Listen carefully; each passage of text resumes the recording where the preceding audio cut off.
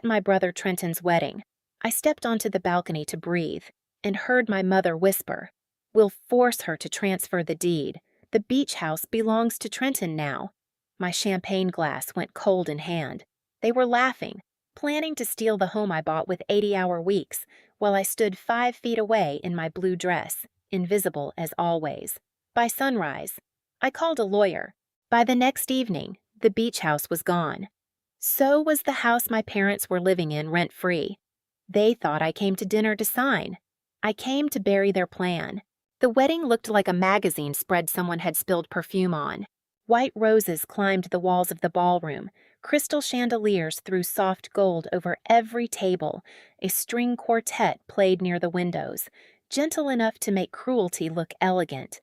My mother, Elaine, kept floating from guest to guest in a silver dress, touching people's arms, laughing like she had personally invented happiness. My father, Victor, stood beside Trenton with one hand on his shoulder, chest lifted, proud as a king at a coronation. And I stood near the edge of it all, smiling when people looked at me, disappearing when they didn't.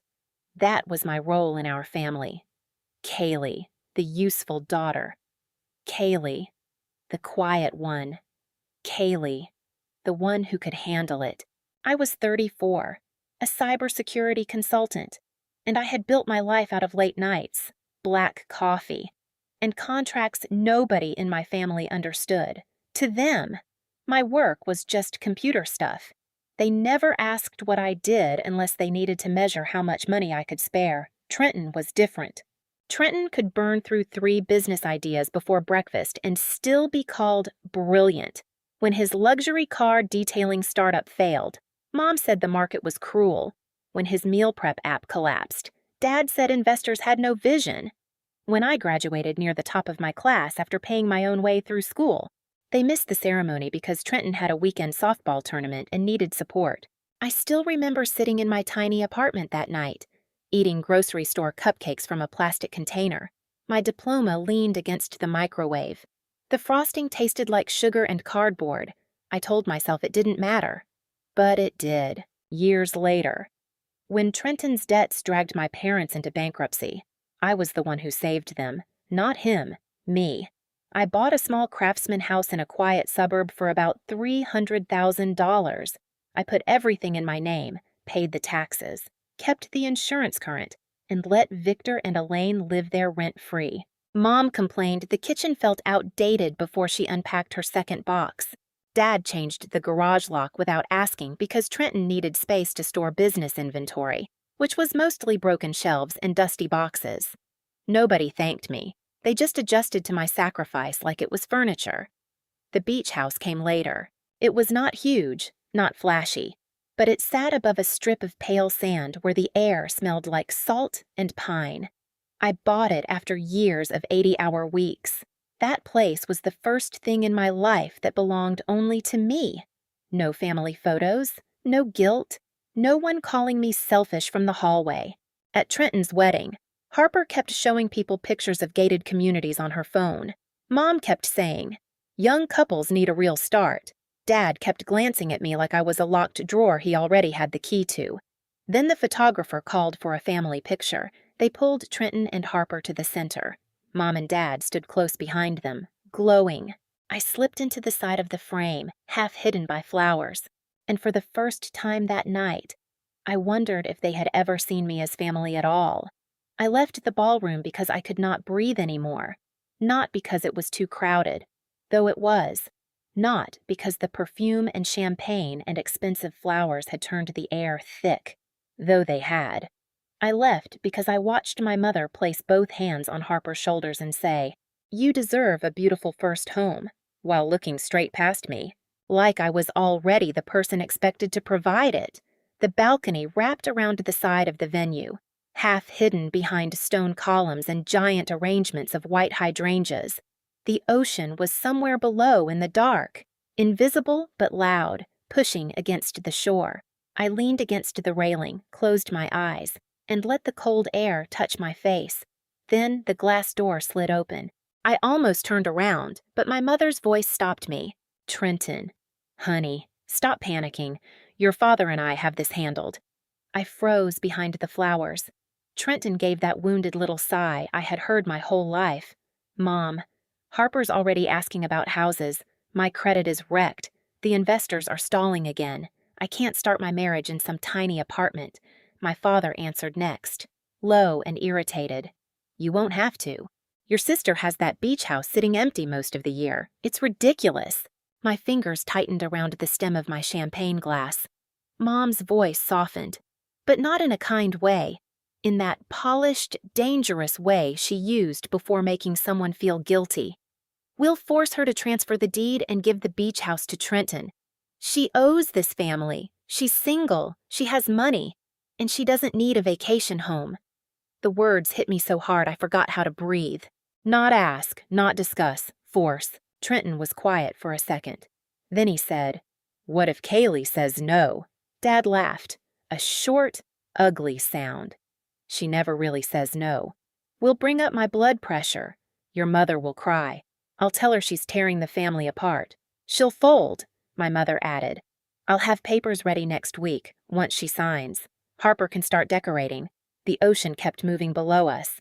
The music kept playing inside. Somewhere, people were clapping for the happy couple, and I stood there, 5 feet away from my parents, finally hearing the truth spoken out loud.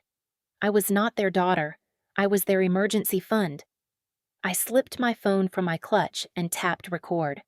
My hand was steady, which scared me more than if it had been shaking.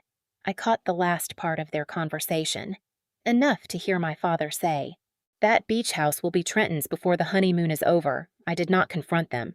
I walked back into the ballroom 10 minutes later with lipstick still perfect and a smile that felt stitched onto my face. Mom kissed my cheek. Dad told me to look alive. Trenton raised his glass at me like nothing had happened. The next morning, at brunch, they started testing the walls. Mom asked for a spare key to the beach house. "Just to check the plumbing," she said. Dad called it family property. Trenton barely looked up from his phone.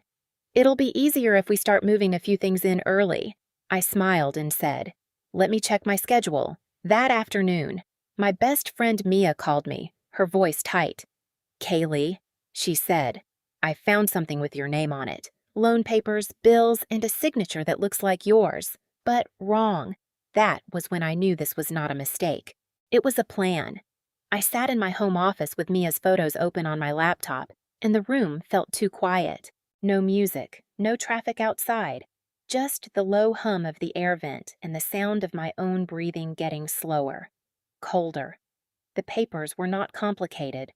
A lender's form, a few bills, a request tied to the beach house, around $250,000 in possible equity, and at the bottom, a signature trying very hard to be mine.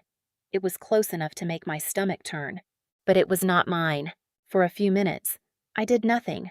I just stared at the screen and remembered every time my mother had called me selfish, every time my father had said I was dramatic, every time Trenton had failed, smiled, and watched me get handed the bill. Then I closed the laptop, not because I was done, because I was finished being their soft place to land. I called Renee Caldwell before I could talk myself out of it.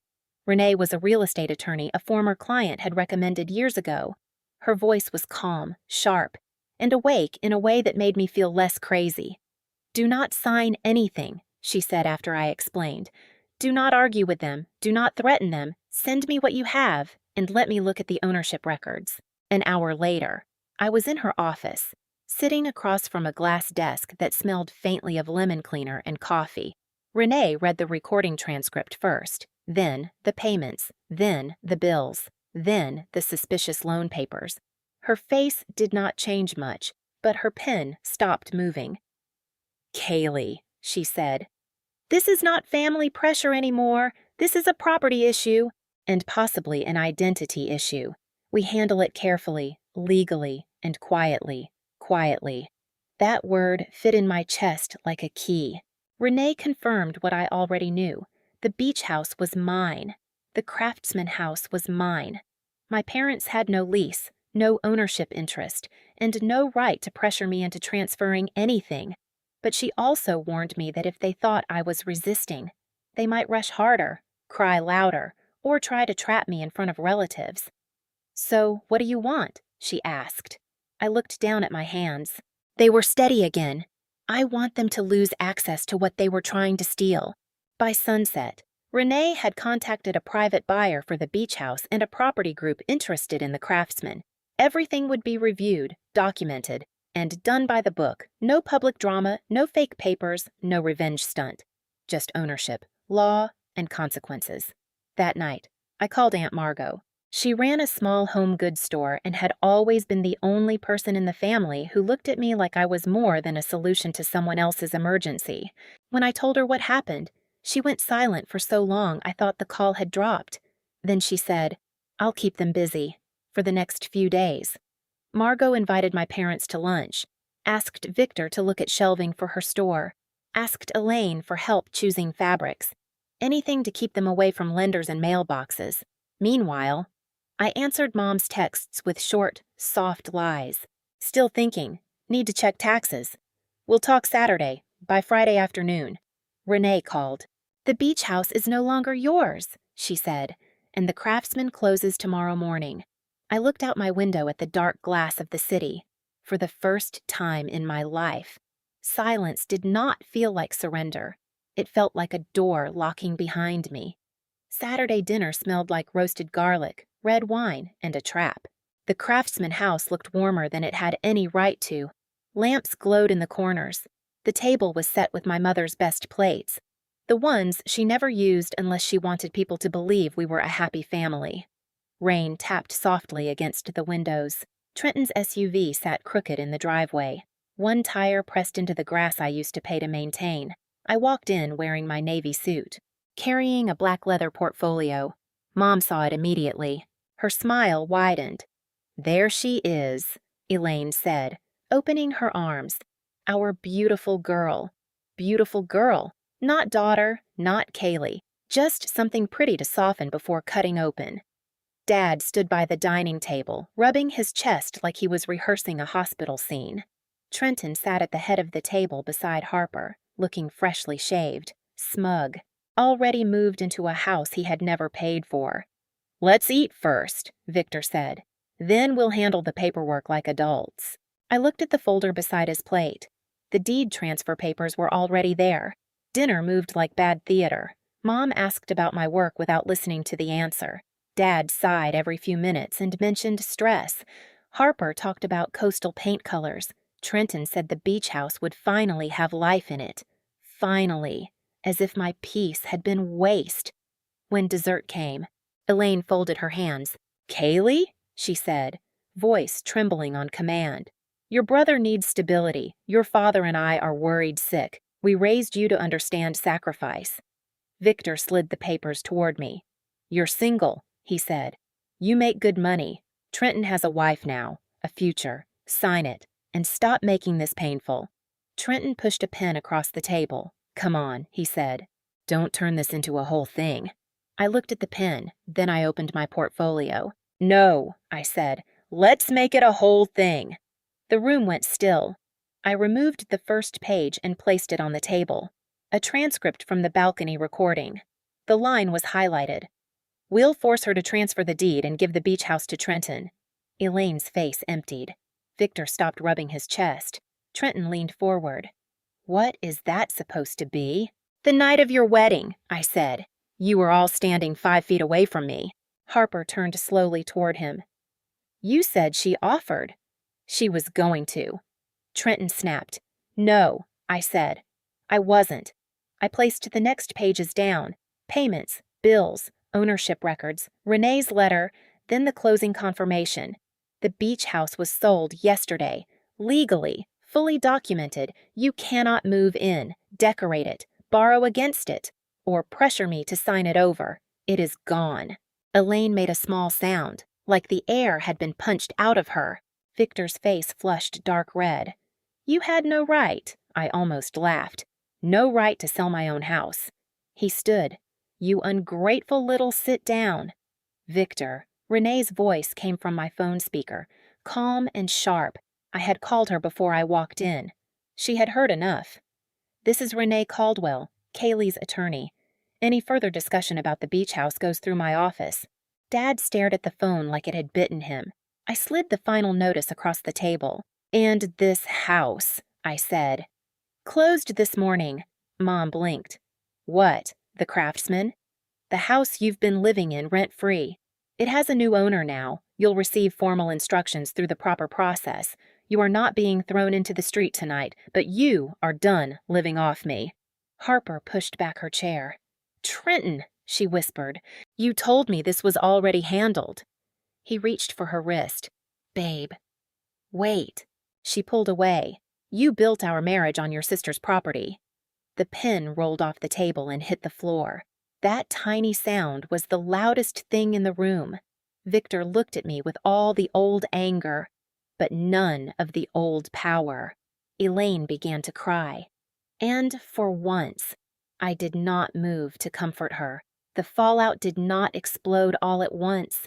It leaked out slowly, like water under a locked door. For the first 3 days, my phone filled with messages. Aunt Linda said I had lost my heart. A cousin I had not seen in 6 years told me good daughters did not humiliate their parents. One uncle wrote, "You'll regret choosing money over blood." I did not argue. I sent one message to the family group chat, just one. The recording transcript, the highlighted line, the payments, the bills, and Renee's statement confirming that both homes had always been legally mine. After that, the chat went dead. Aunt Margot called me that night. "You okay?" she asked. I was sitting on my kitchen floor, still in work clothes, eating cereal from a mug because every bowl was in the dishwasher. "I think so," I said, and for the first time, I meant it. Victor and Elaine moved out before the deadline. Not gracefully, not quietly, but they moved. The new property manager handled everything.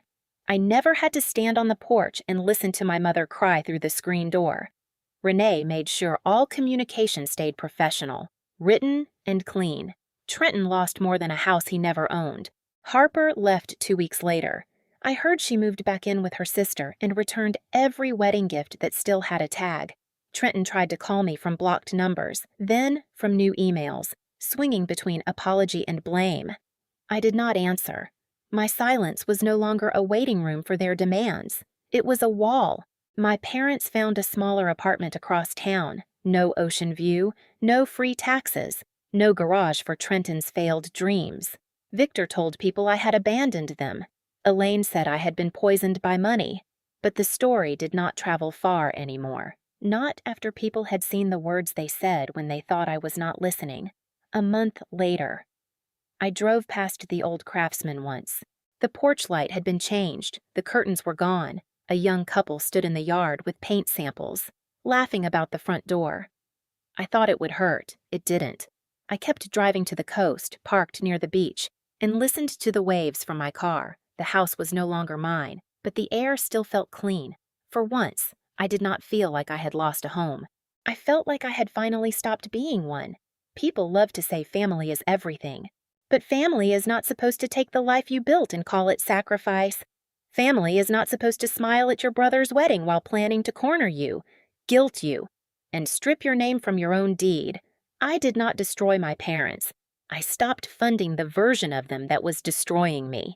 6 months later, I live in a quiet loft in a new city. My mornings smell like coffee instead of obligation. My phone no longer feels like a threat. And when I think about that beach house, I do not think about what I sold. I think about what I kept. My name, my peace, my life. If you've ever had to protect yourself from the people who were supposed to love you, share your story in the comments. And subscribe, because sometimes the strongest revenge is not getting even. It is getting free.